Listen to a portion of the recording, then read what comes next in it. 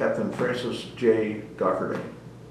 And then I did that, and the aviation thing was still in the back of my head, but I got transferred to Fleet Activity Sasebo, Japan, and ran the communications station there for a year and a half, and lived in Japan in 1962 rather. And I then, a friend of mine who was also stationed there, we decided that maybe what we ought to do really is get out of the Navy and go into business on the Outer Banks of North Carolina.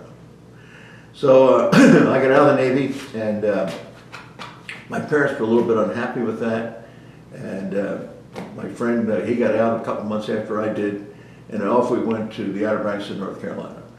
So our first business venture was to get into the wholesale fishing business, right? So we went to work on swordfish boats off the Outer Banks with the local guys and so forth. So here we are, two Yankees, two college graduates, two ex-naval officers working on these swordfish boats. The hardest, most dangerous work I've ever done in my life. Anyway, long story short, a piece of property became available, and it turned out that my partner didn't have enough money to chip in on the deal, because it went from $2,500, a nice little piece of waterfront, to $25,000 when they finally figured out what we were up to. We were going to be the competition for the only other buyer there, right? So anyway, so I'm out there, we're cleaning the 600-pound swordfish while my partner's trying to figure out how he's going to get the money. These two F4s flew over, and I said, I think I'm out of here. So anyway, I got back ashore and got myself cleaned up, got a haircut, shaved, went up to Naval Air Station Norfolk and said, I'm back.